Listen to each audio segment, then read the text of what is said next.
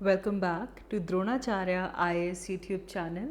You're watching daily editorial analysis covering 4th July 2022. इस video lecture में हम आज दो important articles कवर करेंगे. In our first article, we'll discuss the role of technology in reduction of custodial deaths. How can we use technology to reduce the incidences of custodial deaths? This is a very good article which is given in today's The Hindu newspaper. We'll analyze this article and then we'll talk about the need for a national plan on electrical safety.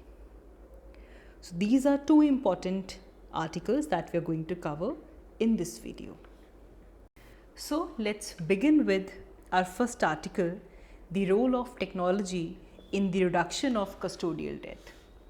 ना ये पूरा का पूरा issue custodial death का issue raise इसलिए हुआ है क्योंकि रिसेंटली तमिलनाडु से ये एक न्यूज़ हाईलाइट हुई है जिसने दोबारा कि वो कौन कौन सी मेथड्स हैं जो कि पुलिस अडॉप्ट करती है ड्यूरिंग इंटेरोगेशन जिससे कि कस्टोडियल डेथ्स आ रही हैं. This came into limelight. So let's understand this in detail. So first question that comes in our mind is what is custodial death? हम जब यहाँ पे custodial death term use कर रहे हैं what do we mean by it? देखें, custodial death एक wide term है. इसे हम तब रेफ़र करते हैं when death happens to a person who is under trial. कोई ऐसा person जो कि अभी under trial है और उनके ट्रायल के दौरान डेथ अगर होती है या फिर they were convicted of a crime and under trial the death has happen, that is called as custodial death. अब ये जो डेथ है ये नेचुरल कॉजेज़ की वजह से भी हो सकती है, राइट? हो सकता है कि पहले से ही कोई इलनेस थी जिसकी वजह से ये डेथ हुई है.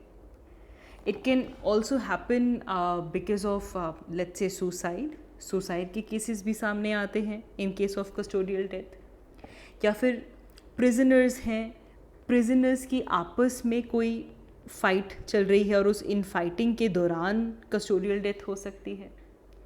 बट कुछ केसेस ऐसे होते हैं जहाँ पे पुलिस का रोल सामने आता है. पुलिस अपने इंटेरोगेशन के दौरान, ट्रायल के दौरान जो ब्रूटैलिटी या फिर जो टॉर्चर से एक पर्सन को डील करती है उसकी वजह से भी डेथ हो सकती है. तो पहली चीज़ तो ये कि जब हम कस्टोडियल डेथ टर्म यूज़ कर रहे हैं इसके अंदर सारे के सारे वो सभी केसेस आ जाएंगे when the death that happens to a person who was under trial. वो नेचुरल कॉजेज़ की वजह से हो सकता है, सुसाइड केस हो सकता है, प्रिजनर्स की आपस में फ़ाइट हो सकती है. बट यहाँ पे पुलिस का रोल भी आता है अगर पुलिस के ब्रुटैलिटी और टॉर्चर की वजह से भी डेथ होती है. This is what we mean by custodial death. After this we need to know the status of custodial deaths in India. When we talking about custodial death तो India में क्या स्टेटस है देखें. We see that sometimes what happen is police goes very increasingly frustrated and जिस तरीके से वहाँ पे जो सीरीज़ ऑफ इंटेरोगेशन चल रही होती है and because of that frustration sometimes police resort to the torture way of interrogation और वायलेंस. एंड इसकी वजह से जो सस्पेक्ट है या फिर जो ऑलरेडी कन्विक्ट था उनकी बहुत बार डेथ हो जाती है, कस्टोडियल डेथ हो जाती है. अब इंडियन पुलिस की अगर हम बात करें so India is in the grim of this. India is in the grim of the brutality, the police brutality and custodial violence. अगर हम यहाँ पे डाटा देखें तो 2001 से लेकर 2018 तक around 1727 person they died in custody. This is a big data. They died in police custody. And यहाँ पे अगर हम देखें तो only 26 policemen they were convicted for such kind of death. तो ये नंबर देखें, 1727 persons died in police custody, and because of this, in this time period only 26 policemen were convicted for it. अब custodial death जो है, see, they are common despite enormous time and money that is being spent on the training of police personnel to embrace scientific methods of investigation. Police के अंदर scientific method जो है investigation की, उसे promote करने के लिए पुलिस ऑफिसर्स को, पुलिस पर्सनल्स को ट्रेन किया जाता है. For that a lot of money and time is spend. But ultimately police personal is a human and all of them they have different backgrounds, they have their different perspectives, जिसकी वजह से custodial death के जो incidences हैं वो हमें दिख रहे हैं. वी कैन से दैट कि ये गलत नहीं होगा अगर हम ये कहें कि जो कस्टोडियल डेथ है, this is one of the highest form of human rights violation. Yes और नो?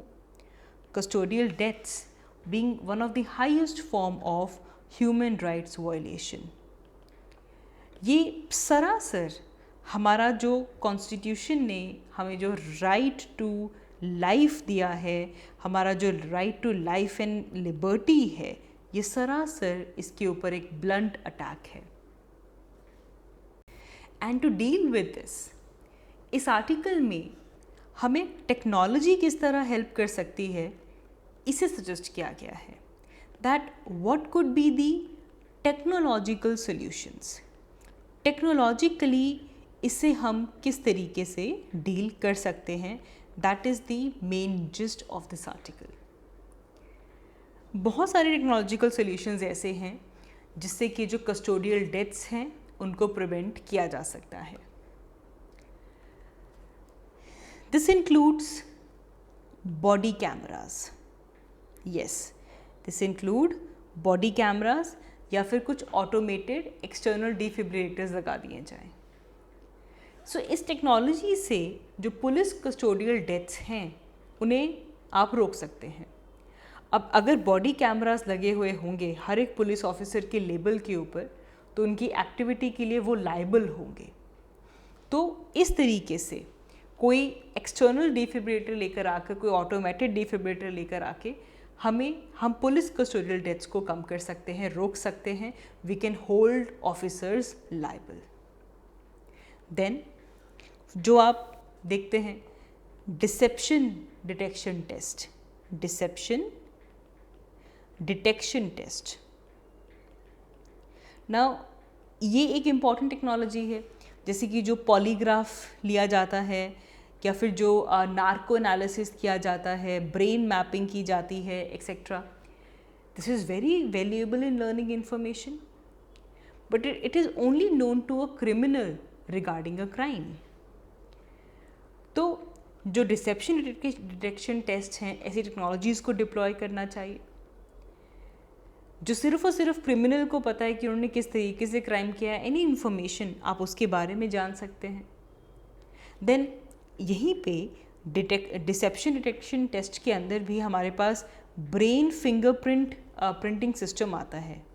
ब्रेन फिंगरप्रिंटिंग सिस्टम, ये काफ़ी इनोवेटिव टेक्नोलॉजी है और इसे काफ़ी पुलिस फोर्सेस ने यूज़ किया है, और इससे जो इन्वेस्टिगेटिव टूल्स हैं वो काफ़ी इंक्रीज़ हो जाते हैं. ब्रेन फिंगरप्रिंट, इससे आप क्राइम सॉल्व कर सकते हैं. You can identify the perpetrators, you can also exclude the innovative suspects. अब यहाँ पे जो लैब है, जो फील्ड टेस्ट है, वो करवाया जाता है. जो हमारी FBI है, CIA है, US नेवी है, देव डेमोन्स्ट्रेटेड कि अगर ब्रेन फिंगरप्रिंटिंग सिस्टम को यूज़ किया जाए तो इससे बहुत कम, there are no errors and there is no false positive और फॉल्स नेगेटिव्स. और 2008 जून में इंडिया ने भी एक एक्यूज्ड को देखा था from the brain fingerprinting system device. तो इन सब चीज़ों को यूज़ किया जाए instead of violence and torture. 2010 में सुप्रीम कोर्ट ने भी ये कहा था कि ऐसे एविडेंसेस जो कि इनएडमिसिबल हैं, कोर्ट ने कहा कि state could not perform narco analysis in polygraph और the brain mapping test on individual without their consent. तो ये 2010 में सुप्रीम कोर्ट का ये डिसीजन था कि स्टेट बिना कंसेंट के narco analysis, polygraph, brain mapping test ये नहीं कर सकती।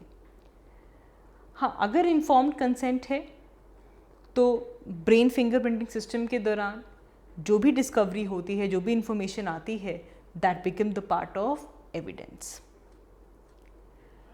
इसी के अलावा we are seeing that police departments they are using robots for surveillance and bomb detection. और बहुत सारे डिपार्टमेंट्स में रोबोटिक इंटेरोगेटर्स भी आने शुरू हो चुके हैं फॉर इंटेरोगेटिंग दी सस्पेक्ट्स। अब रोबोट्स दे कैन मीट और they can even exceed the human interrogator because जो ह्यूमन है they incline to the responses of robots in the ways that they do to the humans.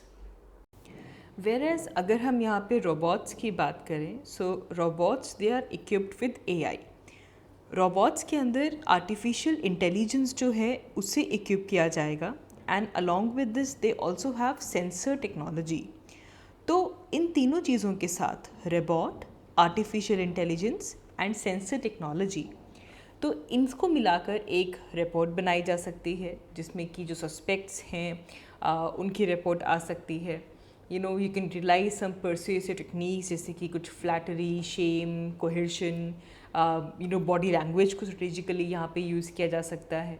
तो robots का जो use है surveillance के लिए वो भी काफ़ी ज़्यादा इंक्रीज़ हो रहा है for surveillance as well as for the bomb detection. तो जब हम टेक्निकल सॉल्यूशंस की बात करते हैं तो एक तो बॉडी कैमरास आपको याद रहना चाहिए, देन डिसेप्शन डिटेक्टर टेक्स्ट जो होते हैं दैट यू शुड नो, जिसमें पॉलीग्राफ, नैक्रो एनालिसिस ये सब आ जाता है। ऑल्सो यहाँ पे आप जो ब्रेन फिंगरप्रिंटिंग सिस्टम है इसे भी याद रखेंगे। Then robots are also one of the solution that can be done. Apart from this, Arizona university में कुछ रिसर्चर्स हैं और उन्होंने एक ऑटोमेटेड इंटेरोगेशन टेक्नोलॉजी बनाई है। मतलब ऑटोमेटिक इंटेरोगेशन करने के लिए टेक्नोलॉजी डेवलप की है जिसे वो कहते हैं अवतार, which is basically automated virtual agent for truth assessment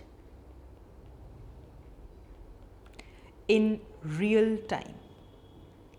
तो एक डिवाइस बना दी है, एक टेक्नोलॉजी बना दी है जो कि ऑटोमेटिकली क्या करेगी, इंटेरोगेशन करती है। And even Canadian border services ने इस अवतार को टेस्ट किया था। एंड यहाँ पे जो विजुअल और जो ऑडिटरी टेक्निक यहाँ पे यूज़ की जाती है, जो सस्पेक्ट है उसकी आई मूवमेंट, वॉइस मॉड्यूलेशन, हर तरह की क्वालिटीज़ को इंटरेक्शन के दौरान देखा जाता है। बहुत सारे सेंसर्स यूज़ किए जाते हैं। तो इस तरह की टेक्नोलॉजी से भी इंफॉर्मेशन गैदर की जा सकती है and that can be used for further analysis, क्योंकि इंफॉर्मेशन हाईली एक्यूरेट है।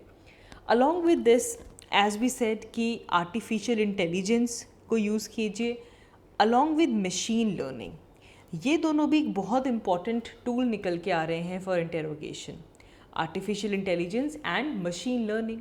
क्योंकि आर्टिफिशियल इंटेलिजेंस ह्यूमन इमोशंस को डिटेक्ट कर सकता है, बिहेवियर को प्रेडिक्ट कर सकता है, वेयर एज मशीन लर्निंग उसे रियल टाइम अलर्ट दे सकता है। When suppose police is meting out some inhuman treatment to the suspect, तो उसको लेकर रियल टाइम अलर्ट आ सकते हैं। तो इस तरह से टेक्नोलॉजिकल सोल्यूशन यूज़ किए जा सकते हैं जिससे कि हम कस्टोडियल डेथ्स के जो इंसिडेंसेस हैं उन्हें कम कर सकते हैं। लेकिन पूरा का पूरा अगर हम टेक्नोलॉजिकल सॉल्यूशंस की बात करें, सो इसके साथ भी कुछ कंसर्न्स ऐसे हैं जो कि लिंक्ड हैं। अब सबसे पहले जब हम आर्टिफिशियल इंटेलिजेंस की बात करते हैं या फिर जब हम रोबोटिक इंटेरोगेशंस की बात करते हैं, so both there are concerns about legally as well as ethically। दोनों ही बॉडीज़ में एक मशीन, एक टेक्नोलॉजी के थ्रू इंटेरोगेशन हो रही है, तो लीगली भी इसे लेकर कंसर्न्स रेज होते हैं और इसी के साथ साथ एथिकल बेसिस पे भी ये कंसर्न रेज करता है। अब हम जो बात कर रहे हैं that there is a risk of biasness, जो ऑटोमेटेड इंटेरोगेशन टैक्टिक्स हैं उसके पेरिल्स होंगे, जो मशीन लर्निंग एल्गोरिदम्स हैं जिसे कि ह्यूमंस और कम्युनिटीज़ को टारगेट किया जा सकता है, ये एक बड़ा थ्रेट है। इसके सर्वेलेंस के लिए जो इसे यूज़ कर रहे हैं इसका मिसयूज़ हो सकता है and it can prove to be hazardous. So therefore जो टेक्नोलॉजी पुलिस के पास अवेलेबल है, जो लॉ इन्फोर्समेंट एजेंसीज़ हैं उनको कॉन्स्टेंटली इम्प्रूव करना होगा एंड कुछ इस तरह के रिस्ट्रिक्टेड टूल्स देने होंगे, बट इससे कम्प्लीटली जो कस्टोडियल डेथ्स हैं ताकि वो इरेडिकेट हो सके। अब it might provide some comfort and transparency, but it can never address the underlying issue that is leading to these situations. अब अगर कस्टोडियल टॉर्चर के दौरान किसी की डेथ होती है या फिर कस्टडी के अंदर टॉर्चर भी क्यों ना हो रहा हो, तो बेसिकली अगर हमें कोई केस मिलता है ऑफ कस्टोडियल टॉर्चर तो इसे लेकर इंडिया के अंदर बहुत सारे legal provisions present हैं. We have legal provisions present against the custodial torture in India. हमारा कॉन्स्टिट्यूशन ही हमारा सेफ गार्ड बनता है अगेंस्ट द कस्टोडियल टॉर्चर। सबसे पहले it protects us against conviction और एनहांस्ड पनिशमेंट, जहाँ पे आर्टिकल 20 आप अपने कॉन्स्टिट्यूशन में पढ़ते हैं, article 20 clause 1 of the constitution which gives us ex post facto law, right? जो कन्विक्शन है उसे enhanced punishment से बचाता है। It provides that no person shall be convicted of any offense except for the violence of the law in the force at the time of commission of the act charged as an offense. तो जिस time पे violation की गई है law की, उस time पे जब वो वायलेशन था तभी आप उसको चार्ज कर सकते हो, एक्स पोस्ट फैक्टो लॉ नहीं रख सकता। When they committed an offence except for the violation of law in force at the time, उसके अलावा कन्विक्शन नहीं हो सकती। फिर आर्टिकल 20 का ही क्लॉज 2 आपको प्रोटेक्शन देता है against double jeopardy. No person shall be prosecuted or punished for the same offense more than once. एक बार से ज़्यादा एक ही ऑफेंस के लिए आपको पनिश नहीं किया जा सकता, प्रोसिक्यूट नहीं किया जा सकता। फिर आर्टिकल 20 का क्लॉज 3 जो कहता है we have right not to be witness against himself, खुद के खिलाफ विटनेस नहीं बनाया जा सकता। कोई भी एक्यूज पर्सन है आप उनको कंपेल नहीं कर सकते to become witness against himself only.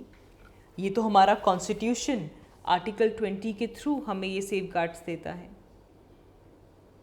फिर आगे अगर बढ़े हम आर्टिकल 21 राइट टू लाइफ, ये हर एक सिटीजन की, हर एक पर्सन की राइट टू लाइफ गारंटी करता है except for the procedure which is established by the law. Then we also have Article 22 which prohibits detention in custody.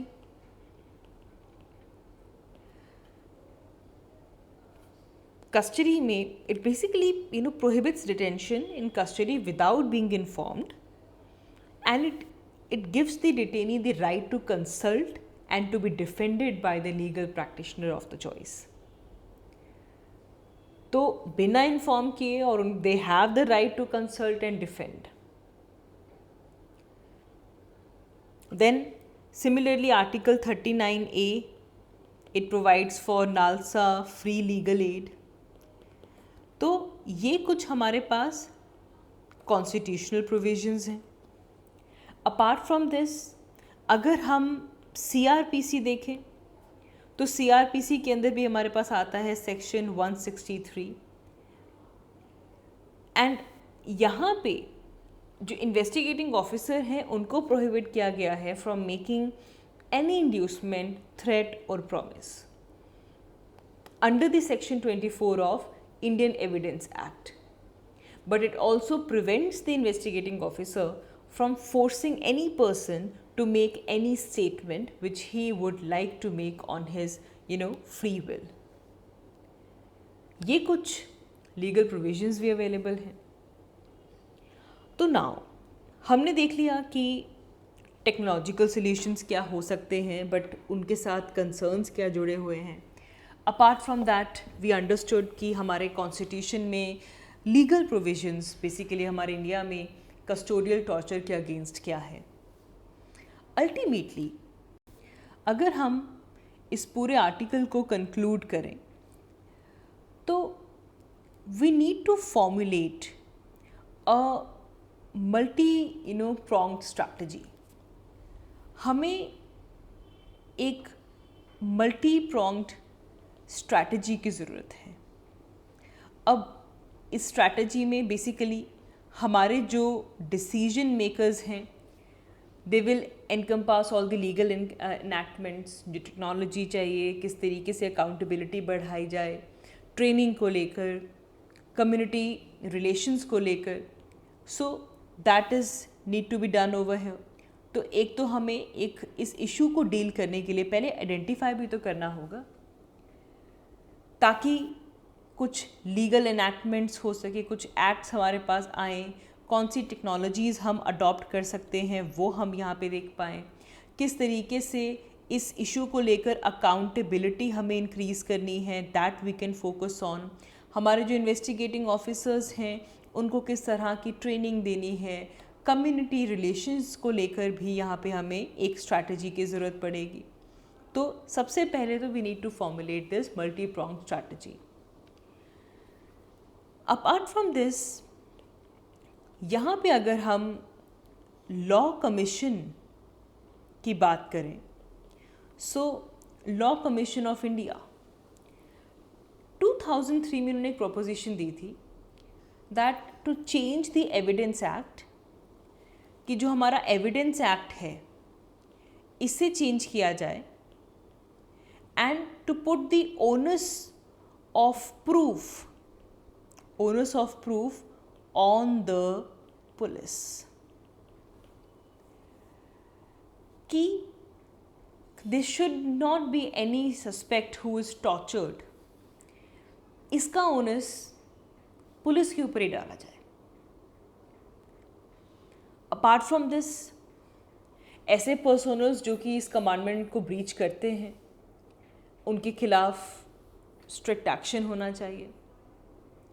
Then we also have a bill which is prevention of torture. Prevention of torture ये 2017 में इसका draft bill आया था, लेकिन उसके बाद ऐसा कभी जिक्र नहीं हुआ. इस प्रिवेंशन ऑफ टॉर्चर बिल को रिवाइव करना होगा because we need strict measures about it. देखिए, टेक्नोलॉजी से नो डाउट पुलिसिंग कन्वीनियंट हो सकती है, लेकिन ये एक कंप्लीट ऑल्टरनेटिव नहीं बन सकता. It can not never be a complete alternative for the compassionate policing, क्योंकि जो पुलिसिंग है वो सिटीज़न और पुलिस के ट्रस्ट के बीच में डेवलप होती है, और इसे देखते हुए टेक्नोलॉजी उसे पूरे तरीके से रिप्लेस नहीं कर सकता. Also policemen, they need to be sensitized, they need to be educated, and they need to be told that they should rely on scientific methods to investigate, and proper interrogation techniques are to be followed. So this was about this article, the role of technology in reduction of custodial death. देखिए, इस article को पढ़ने के बाद आपका job तब complete होगा when you can sum it up. You should write an answer. Discuss the role of technology in reduction of custodial death. Attempt this question. इसके आगे बस I would like to apply discuss the role of technology in the reduction of custodial death. Write an answer. इस article में हमने जो सीखा उसे formulate कीजिए. आगे बढ़ते हैं. हमारा next article, it's about the national plan for electrical safety.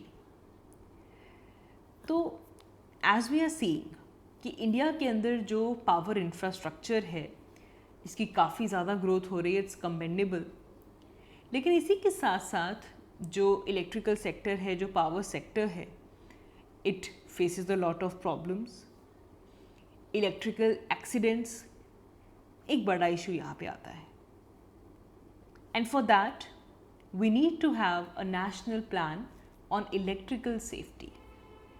सबसे पहले इंडिया के अंदर हमारा जो पावर सेक्टर है इसका क्या स्टेटस चल रहा है इसे समझते हैं। Let's understand the status of power sector in India. अब डाटाज की अगर हम बात करें तो India is the third largest producer. It is the third largest producer and second largest consumer of electricity.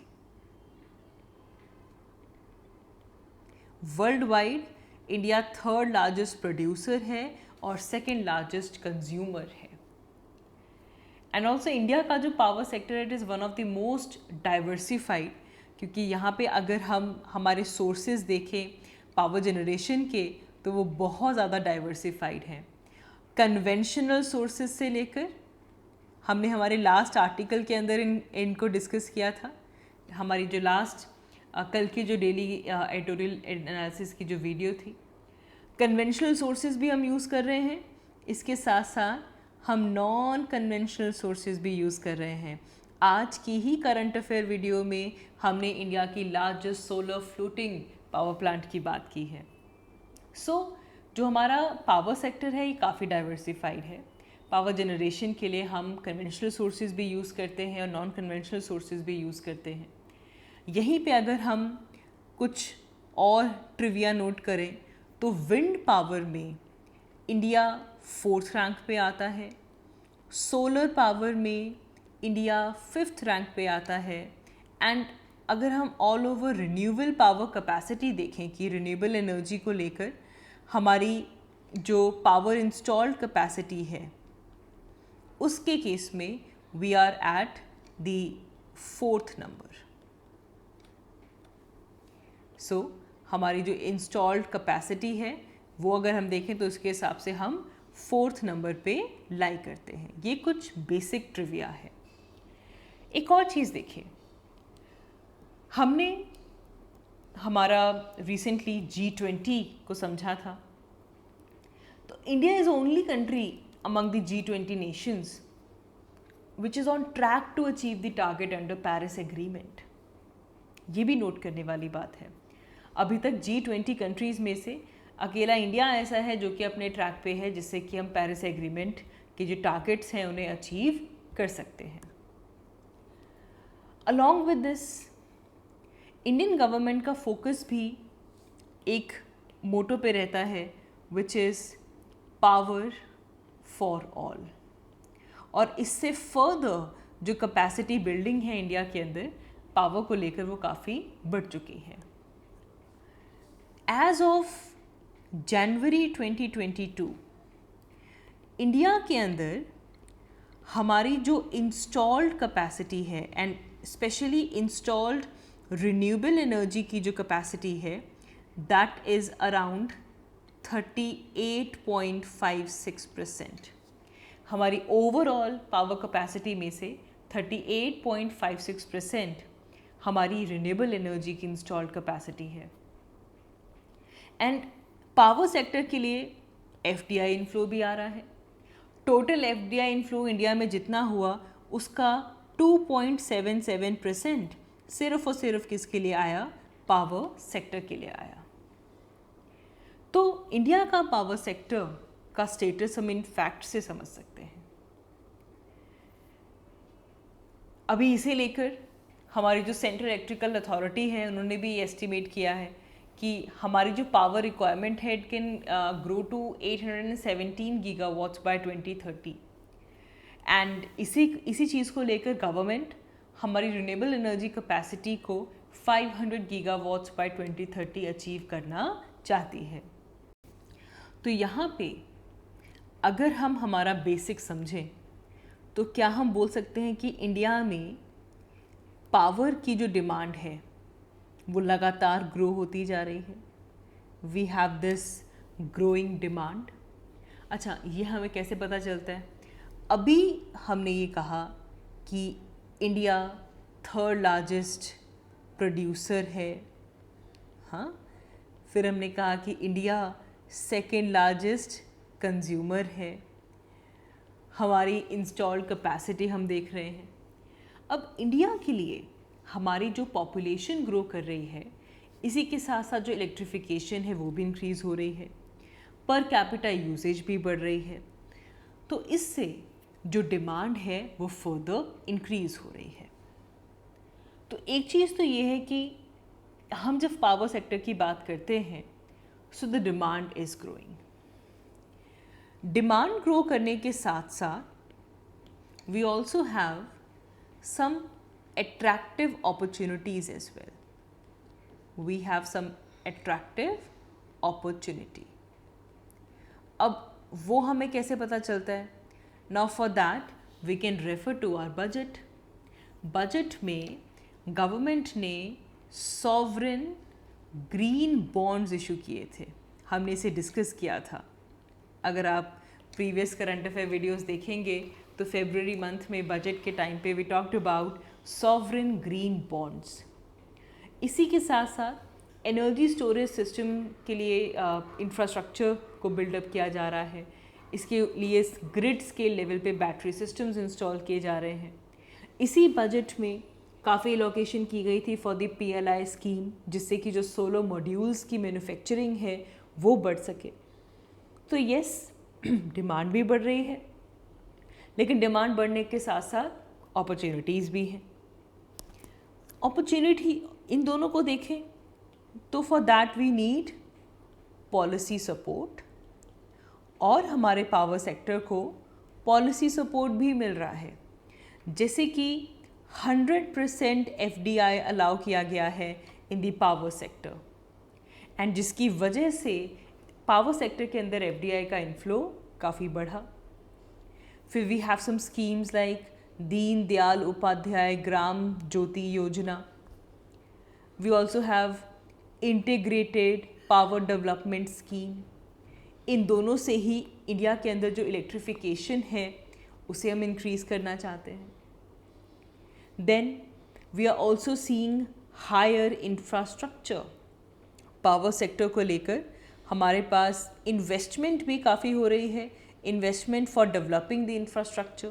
Now for that we have the National Infrastructure Pipeline 2019 to 25.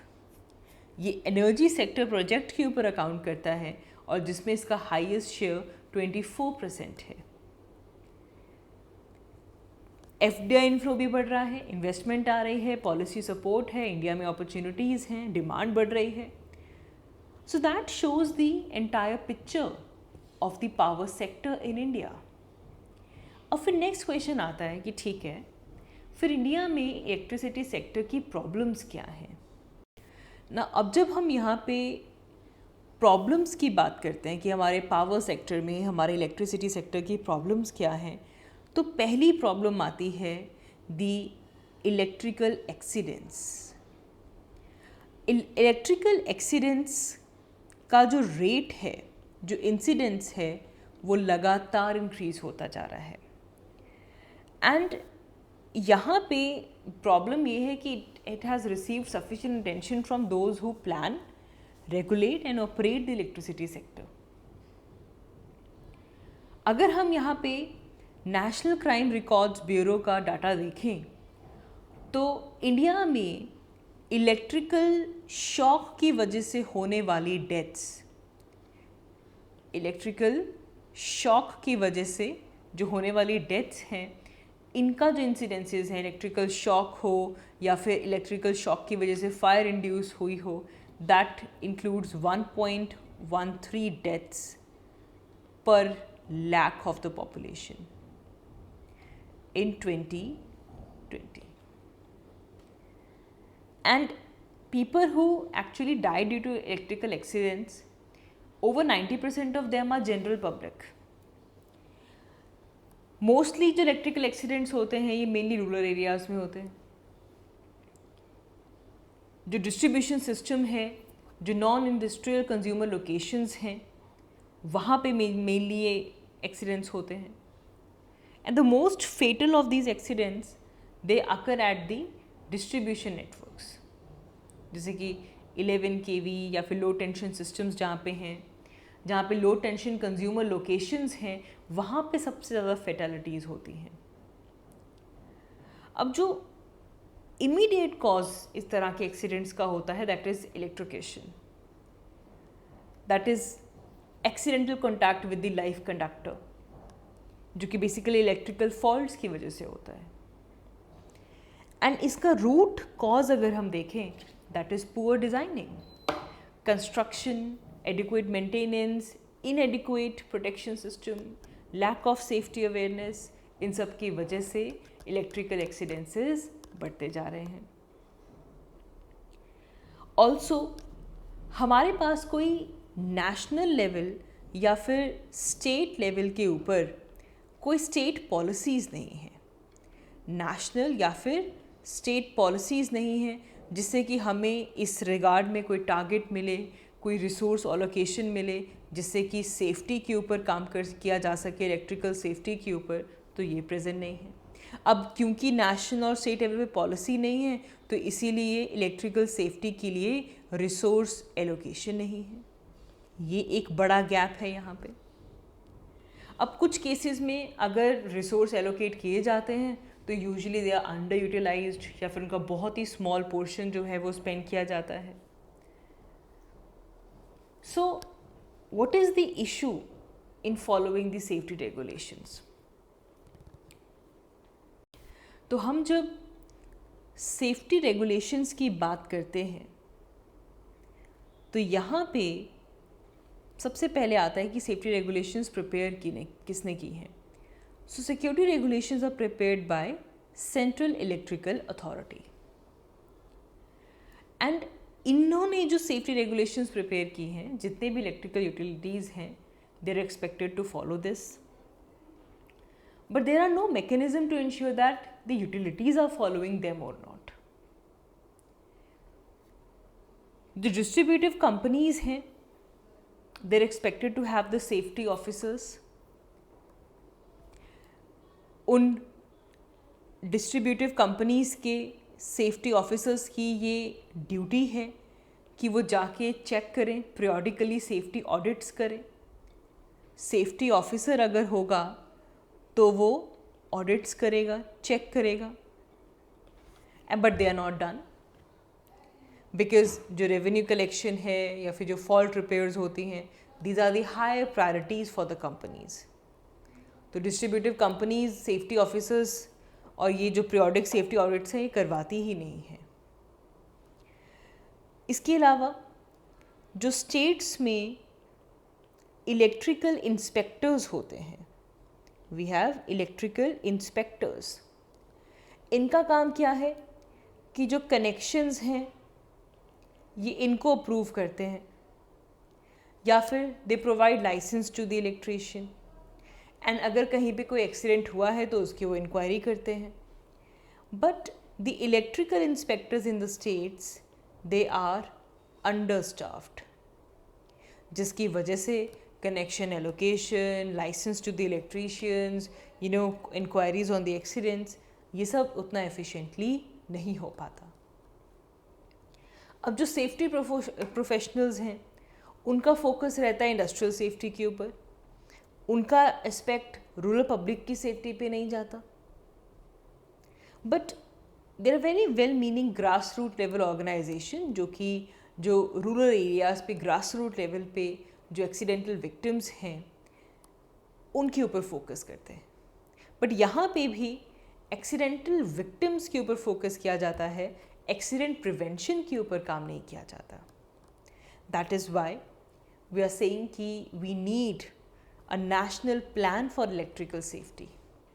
This is the need of the hour कि एक national programme बनाया जा सके जिससे कि जो electrical accidents होते हैं हमारे डिस्ट्रीब्यूशन सेक्टर के अंदर वो कम हो सके, एक क्लियर स्कोप ऑफ वर्क आए सफिशिएंट रिसोर्स एलोकेशंस इस सेक्टर को मिले. सो that is all for this video. Thank you so much for watching. I will see you all in my next one. Thank you.